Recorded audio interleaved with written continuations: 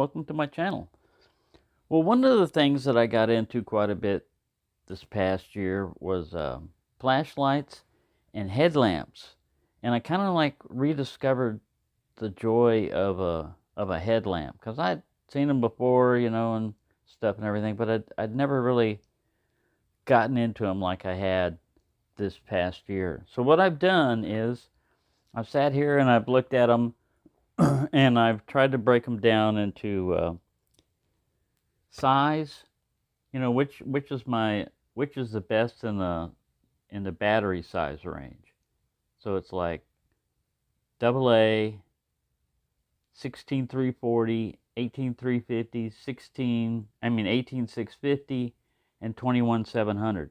Now the 21700 is pretty easy because I only have one of them, and that's the HD50. But what made my favorite in each of these categories, one of the main influences for me, and it may not be for you. This is not like the best headlamps in the world. These are just my headlamps, what I've acquired. And there's another one hiding around here somewhere. I'll have to get it, but it's the Dollar Tree, a $1.25 headlamp. And I don't have it in here because I've got it hiding somewhere. But it takes AAAs. So, I mean, it would win in that category. But it's really limited use as far as like just for close-up, just for close-up.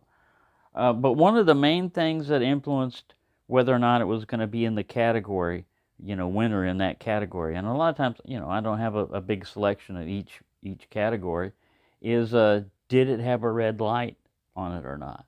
I didn't think that would be all that, important, other than, like preserving your night vision and stuff like that. But I found it very useful in my day-to-day life and stuff if I'm walking around the parking lot at twilight or at night or at dusk or anything like that, to have that red light on the top of my head, because a lot of cars back out of the parking spaces, fairly quick. They get in there and they're in a hurry and they want to back out. And if I'm walking in the parking lot, I can get smacked by a car. Well, with a red light, they might look up and see, brake lights or something. They might think I'm a car and want to stop. The answer to that is, don't walk in the parking lot at night, walk on the outer perimeter. But that's where they take their dogs, the doggy landmines, and you don't want to step in that when you're walking around at night and then get it on your shoes. And even, I've got a floor mat and everything, a doormat outside my apartment door, but I don't want to scrape my feet on that. That's where Buddy lays when he's waiting for me to open up the door. And, cats smell the scent, and here it is, a dog crapping right where they lay. Nah. So that's one disadvantage to, walking around out there. But that's very important to me, the red light. And then the pattern that the red light puts out. Sometimes the flashlight won in the category simply because it has a red light. But anyways, and then also I'm going to get into the different headband types that you can get, and what's my favorite out of all of those, and the types that I dislike. So without further ado, let's get into, all right, since I only have one of these, this is the AA size, and this is the Night Core. Yes, it has a red light in it. No, you can't change the light levels and everything. I'm not going to break down all the specs of all the different flashlights. But with this one, I've got a lithium rechargeable 1.5 type of, I don't know if it's lithium or LiPo or whatever, but it's a rechargeable, a LiPo rechargeable, and it's built into it. It's got the little USB thing in there, so you can recharge this. The main thing about this is it'll run on an alkaline. It'll run on this kind of like lithium. It'll run on alkaline, lithium. Oh, nickel metal hydride. The problem with nickel metal hydride is that they have a lower operating voltage, and they really do lose a lot of their battery capacity just sitting there. I I'll have to look it up, but I think it's like 20% of capacity over a month or something like that. But anyway, so it's not the best, but it works. I mean, it's okay. And this headband right here is really good for summertime and stuff because with a lot of these elastic ones, it's just a place for you to start sweating, if you wear this a lot. But anyway, so that's the winner right there, the Nitecore HA11. I don't have a runner-up or anything. The only other potential flashlight in the future that I'm looking at that might compete with this would be the Sofran HS10, but I don't think it has a red light. But it does have a AA, and I don't think you can put 14500s in this because that's a different voltage. I think it would burn out your emitter, so I don't even try that with that. Let's stick within the operating voltage on that one. All right, 16340. Well, it's mainly the Olight Perrin 2 Mini and the Through Night. What is this? It's a JR something, which I thought meant Junior, but it's Joe Robinson or something. JRH01. Now, there's two different type of beam patterns going on here. This is kind of like, more floody, and this is kind of like a tier, which just has a definite circular spot. The winner, of course, is the Olight Perrin 2 because it has a red light. Now, the red light's not the greatest in the world. It's two little, like, I'd call side light emitters in there, and it gives you kind of like, it's genius the way they did it. Half moon of this, reflecting, and then half moon of that. It just gives you an odd pattern to work, but I mean, it's usable. This one's great. It gives you kind of like an overall flood type of beam pattern, but it has no red light, so it lost. You're out.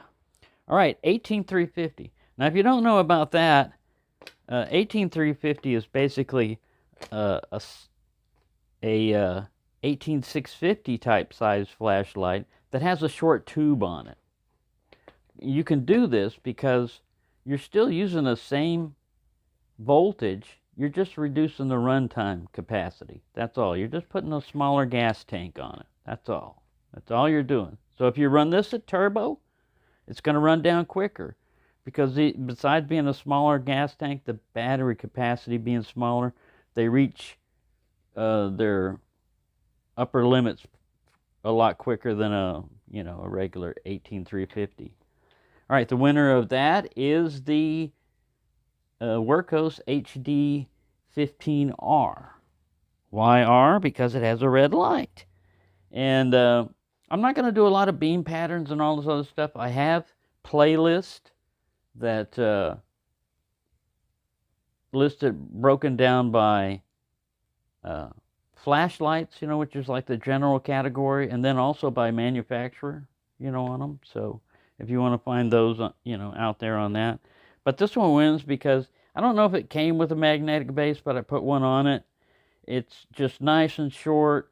It has a variable level red light, intensity, which is good because a lot of times you just don't want to. It's kind of a floody red light, because you can see it's got that bug eye pattern on it. But yeah, that's a great one. It is using an Olight headband because I'm going to jump to that right quick. As far as all like the headband types, if a flashlight will fit into this type of headband, I love this one. This is the way to go. These other things, these other methods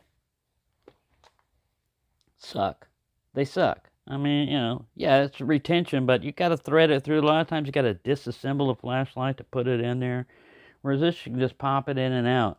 And it basically has two positions that you can clip it on to.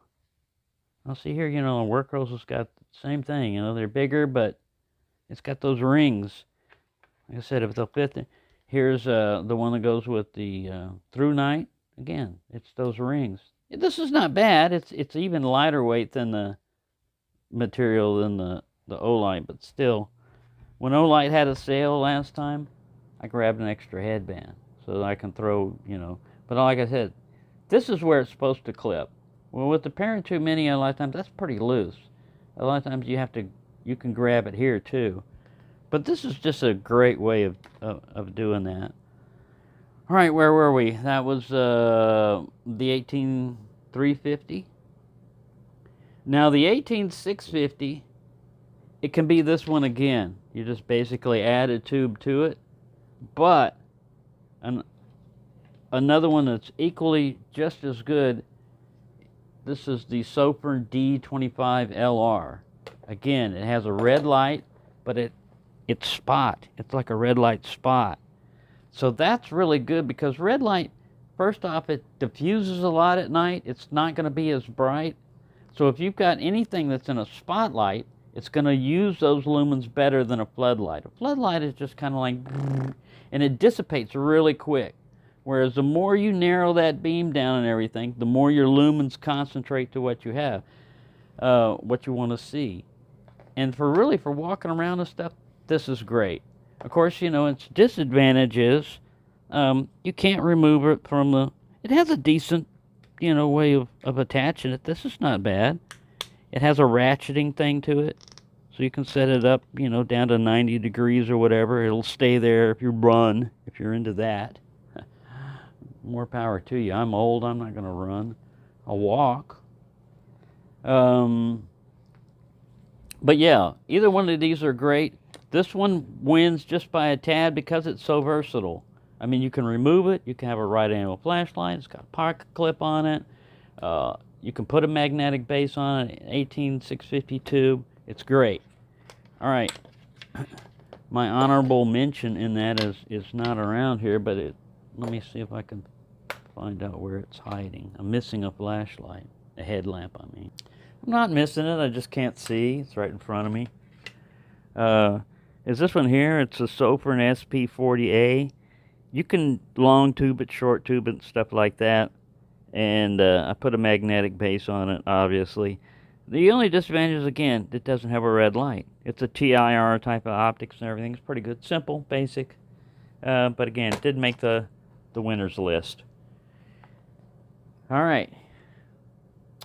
And I've already talked about, as far as like 21700, the winner, of course, is the Workhorse. This is also my favorite headlamp. Now, it is also the heaviest. Now, the reason why I broke it down to different sizes and everything is as you get smaller, the less you even notice that they're there.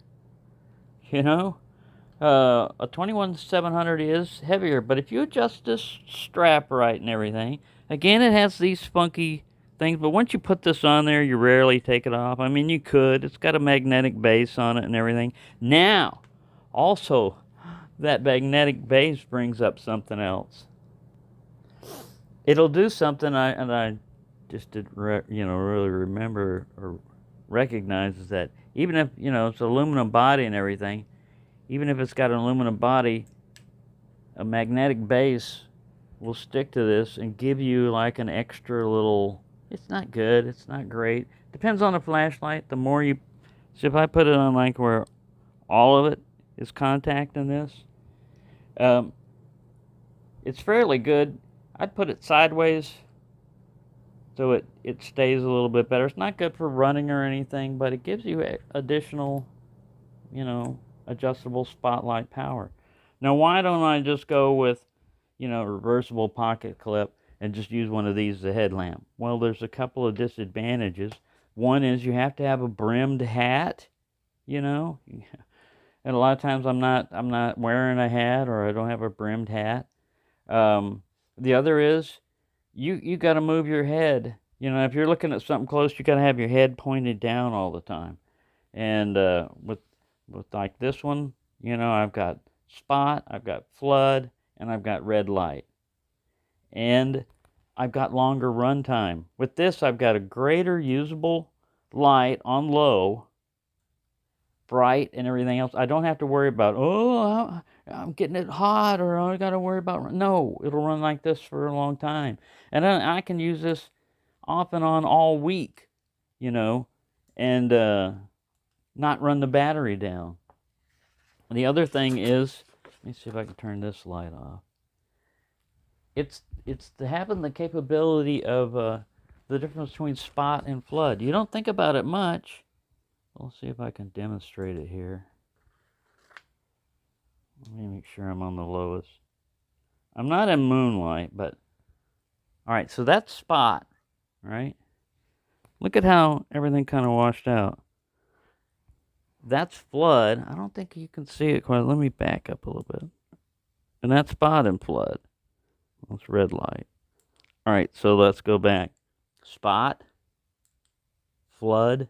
When you're reading a book with print, it doesn't show up just quite as well. That washout in the center goes away, and the whole area gets kind of like lit. It's basically what you want a floodlight to do.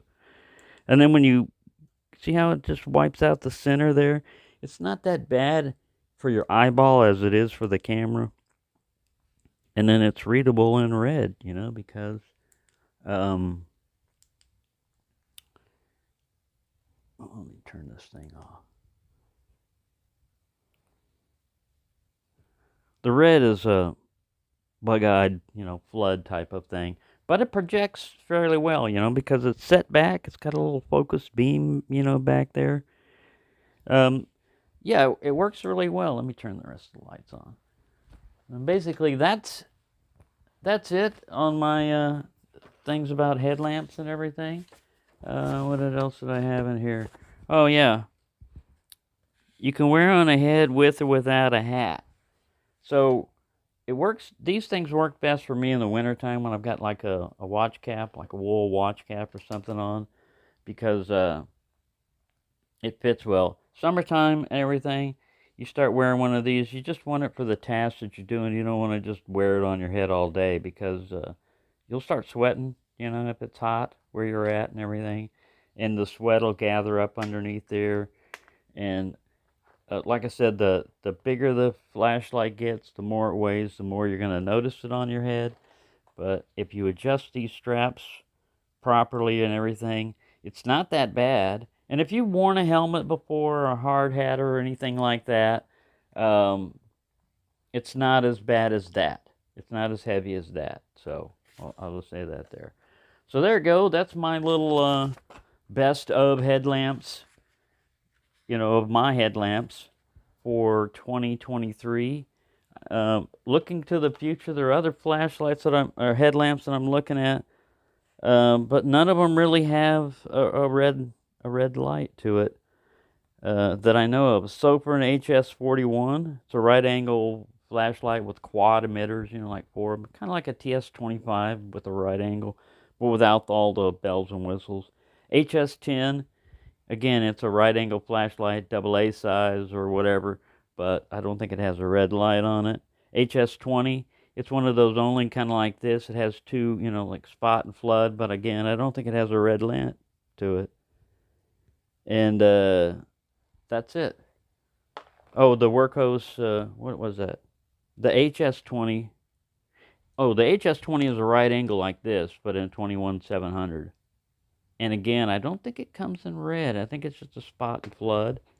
And the Workhose HD20, that's the one that's just a single unit like this, but two emitters, but 21700 size. So, yeah, there's more that I'll possibly acquire and everything, but really, this does everything I need, and then I've got all these other ones. So it would just be a matter of just, I wonder if this is any better. Not really, I need it type of thing. That's the way it goes with a lot of the stuff. I don't know, a lot of people just, if they do have, they'll say, this is my headlamp. Okay, all right, fine, if that works for you. I'm not trying to sell you any of this. Like I said, I have no affiliations with any of these companies.